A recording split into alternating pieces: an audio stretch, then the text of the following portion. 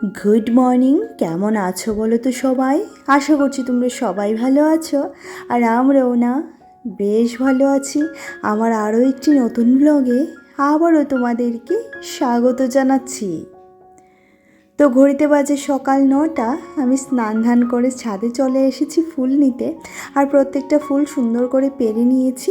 আর ফুলের কালারগুলি এতটা সুন্দর লাগছিল, বেশ ভালোই লাগছিল, তাই একটুখানি তোমাদের সাথে শেয়ার করে নিলাম। কারণ তোমরা প্রত্যেকেই আমার এই বাগানের যে ফুলগুলি সেগুলিকে ভীষণ পছন্দ করো, সেই কারণে একটুখানি শেয়ার করা। আর আজকে শনিবার, মেয়ের যেহেতু স্কুল ছিল না, তো সেই কারণে না একটুখানি দেরি হয়ে গেছে ঘুম থেকে উঠতে বলতে পারো।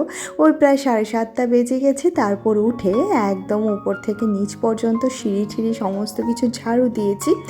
তারপর গাছগাছালিতে জল দিয়েছি। তারপর রান্নাঘরের কিছুটা বাসি কাজ ছিল সমস্ত সেরে স্নান করে আমার গোপুসোনার সেবাও কিন্তু হয়ে গেছে। একই সাথে অনেকটা দেরি হয়ে যাওয়ার কারণে মেয়েকে সেরকম কিছুই আর দিতে পারিনি। একটুখানি ম্যাগি করে দিয়েছি, ম্যাগিতে একটুখানি ভেজিটেবল দিলে ভালো হতো, বাট একদম সময় ছিল না। আর এদিকে দেখো আমার জন্য চাটা নিয়ে নিলাম, কারণ সকাল থেকে সেরকম কিছুই খাওয়া হয়নি, কারণ ওই চিয়া সিড খেয়ে তারপর স্নানে গেছিলাম। আর এতটা খিদে পেয়েছিল এই মুহূর্তে মনে হচ্ছিল। আর খিদে থেকে বড় কথা কী বলো তো, চায়ের নেশাটা প্রচণ্ড পরিমাণে পেয়েছিল, তো সেই কারণে এই নেশাটাকে আর দমন করিনি, চাটা নিয়েই নিলাম। তারপর চা ঠা খাওয়ার পর এদিকে এসে দেখো এবার চালটা নিয়ে নিচ্ছি, ভাত বসাবো। আর আজকে রুটি করতে হবে, কারণ আমি যেহেতু দুবেলা 3 বেলাতেই রুটি খাই, তো রুটিটা আমার স্টকে রাখতে হয়। তো সেদিন রুটি করেছিলাম, কেন জানি না 3খানা 4খানা রুটি নষ্ট হয়ে গেছিলো, তো সেই কারণে রুটিটা ফেলে দিতে হয়েছে। ভীষণ পরিমাণে আমার খারাপ লাগছিল, কারণ একটা রুটির পেছনে অনেকটা পরিমাণে খাটনি থাকে, যেহেতু 3 বেলা 3খানা রুটি খাই, তো সে কারণে না ওই ডেইলি রুটি করা হয় না। কারণ এই বেলন পিড়ি ধোয়া, তারপরে একটা কড়াই ভরে অনেক কিছু ভরে ভাই রুটি করতে গেলে অনেক হ্যাপা, তারপর সময়েরও দরকার। তাই একই সাথে প্রায় 5-6 দিনের রুটিটা বানিয়ে রেখে দিই, একটুখানি ভেজে, মানে হালকা ভেজে ফ্রিজে রেখে দিই। তারপর যেদিন খাওয়ার সেদিন ভালো করে ভেজে তারপর খেয়ে নিই।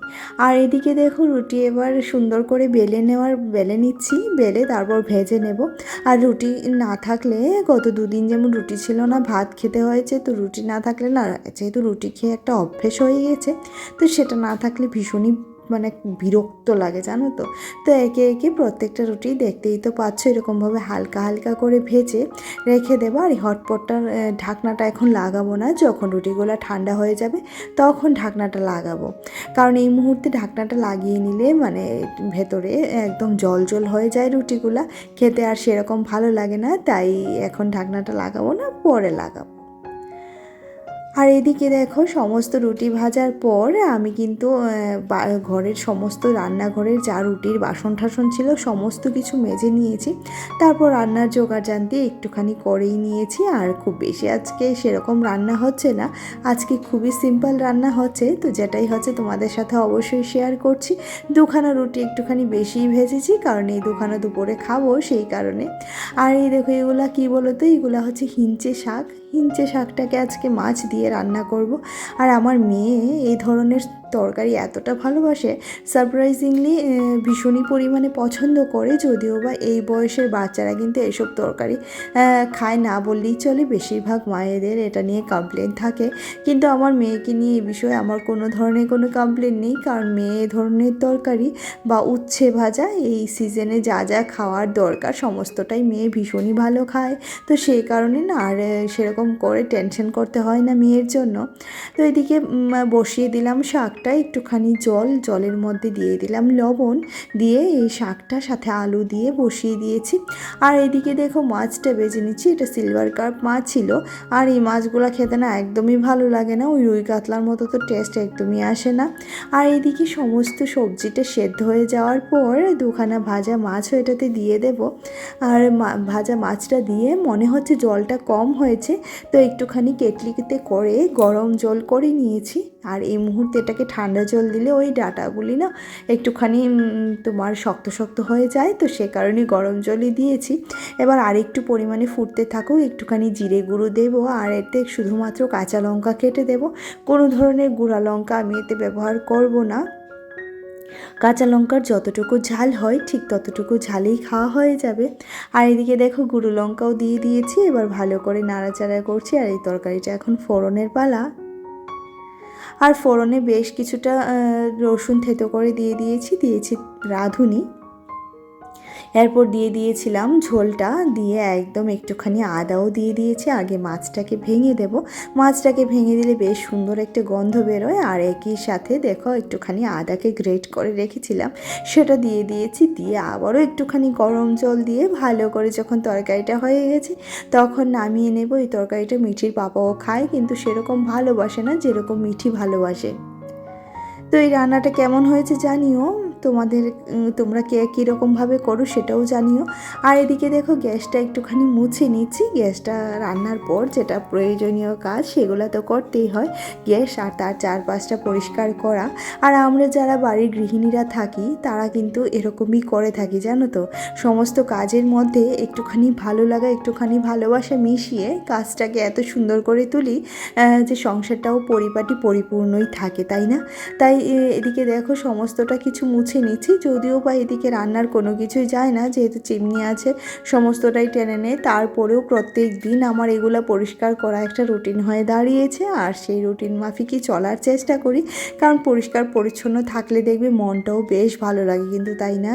আর অগোছালো ঘরে সেরকম মনটাও সেরকম সুন্দর লাগে না, আর কোনো কিছুই সেরকম ভালো লাগে না দেখবে। তো আমি যতটুকু সময় রান্নাতে যাই তার থেকে মনে হয় 3 গুণ সময়ই পরিষ্কার করতেই লেগে যায়। তারপরেও না নিজেকে সেরকমভাবে এতটা মানে ক্লান্ত বোধ করি না, কারণ সংসারটাকে ভালোবেসে যত্ন করে করি, তো সেই কারণে আর সংসারের কাজগুলি আমার মাথার বোঝা হয়ে যায় না। তো একই সাথে গ্যাসের ঝিকগুলাকে ধুয়ে দিয়েছি। এবার ঝিকগুলাকে একটুখানি ভিজে ন্যাকড়া দিয়ে মুছে একই সাথে গ্যাসে দিয়ে দেব, যাতে করে বিকেলের চা খাওয়াটা একদম স্মুথলি হয়। কারণ ওই এঁঠো গ্যাসে তো আর চা খেতে পারবো না, তো সেই কারণে গ্যাস ঠ্যাসটাকে ভালো করে মুছতে হয়। এটা প্রতিদিনে 3 থেকে 4 বার যদি রান্না করি, 3 থেকে 4 বারই আমি গ্যাস মুছি। এটা একটা অভ্যাসে পরিণত হয়ে গেছে বলতে পারো। তো যে গ্যাসের ঝিকগুলো দেখো লাগিয়েও দিয়েছি। এবার কিছুটা বাসন ছিল, মাঝখানে অনেক বাসন মাজা হয়েছে, তো যেটা শেয়ার করা হয় না, যেহেতু ঘরটা অনেকটাই ছোট, সেই জায়গাতে ক্যামেরা সেট করে এত কিছু শেয়ার করা সম্ভব হয়ে ওঠে না। তারপরেও যতটুকু যা শেয়ার করতে পারি তোমাদের সাথে করি। আর এদিকে দেখো 2খানা কড়াই পড়েছিল, আজকে কড়াইগুলো খুব সুন্দর করে মাজতে পারিনি, আগামীকাল বা তার পরদিন দেখছি। আর কড়াই না গরম গরম মাজলে বেশ সুন্দর পরিষ্কার হয়, কিন্তু কড়াই যেহেতু জলে রেখেছি ঠান্ডা হয়ে গেছিলো, তো সেই কারণে কড়াইটা পরিষ্কার হতে চাইনি। আগামীকালকে ভাবছি তরকারি রান্নার সাথে সাথেই কড়াইটা মেজে নেব। আর এদিকে একদম সাবানটাও ধুয়ে দিয়েছি, যেহেতু সাবান থেকে একটা নোংরা বোটকা গন্ধ বেরোয়, তার জন্য সাবানটাকে ধুয়ে দিয়েছি। একদম সমস্ত কিছু পরিপাটি পরিষ্কার পরিচ্ছন্ন। এবার রান্নাঘরটা মুছে মিঠিকে খাওয়ার দেব। মিঠি এখন স্নান করছে। মিঠিকে খাওয়ানোর পর ওর পাপা আর আমিও খেয়ে নেব। তাহলে আজকের মতো দুপুরের কাজ বা শেষ হয়ে যাবে। আর এদিকে দেখো আজকের মেনুটা একটুখানি দেখে নাও। ওই যে সিলভার কাপ মাছ দিয়ে একদম পেঁয়াজ দিয়ে একটুখানি ঘন করে টমেটো দিয়ে রান্না করেছি। এদিকে ফুলকপি ভাজা, আর এই যে হিঞ্চে শাকের তরকারিটা ভীষণই ভালো হয়েছিল খেতে। আর এটা হচ্ছে বিকেলবেলা এসেছিলাম ছাদে জামা কাপড় নিতে, তো যেহেতু কম্বলটাও ছিল এতগুলি জিনিস একসাথে নিতে পারবো না, তো তার কারণে মেয়েকে ডেকেছিলাম। আর মেয়ে এখানে এসে সকালে ওই পাখিদেরকে খাবার দিয়েছিল। তো সে বলছিল যে সিঁড়ি কোঠার যে চালটা আছে না, টিনের চাল, সেখানে নাকি পাখিটা এসে বসেছিল। তো বলছিল মা এটা এখানে তুলে দেবে, তো যথারীতি ওর কথা শুনে আমি এখানে তুলে দিয়েছি। আর যারা আমার পুরনো ভিডিও দেখেছো বা যারা আমার আগে থেকে ব্লগ দেখো, তোমরা তো জানোই যে মিঠি পাখি কতটা পরিমাণে ভালোবাসে। কিন্তু সে কি মনে করে বলো তো, পাখিদেরকে একটু খাবার দিলে, একটু জল দিলে পাখিরা ভীষণই খুশি হয়। সেটা সত্যি কথা, কারণ পাখিরা তো আর সেরকম খাবার পায় না। তো সেই কারণে ও যখনই যা পায়, একটুখানি মুড়িও যখন নেতিয়ে পড়ে, অনেক সময় খেতে খেতে মুড়িটা নেতিয়ে যায়, তো তখন সে কী করে বলো তো, বলে মা মুড়িটা রেখে দাও, পাখিকে নিয়ে ছাদে দিয়ে দেবো। তো তার ভেতরে এই জিনিসটা ভীষণই ভালো লাগে আমার। আর তোমরা সবাই অবশ্যই করে তাকে আশীর্বাদ করো, সে যেন বড় হয়ে একটা বড় মনের মানুষ, একটা বড় মাপের মানুষ হতে পারে।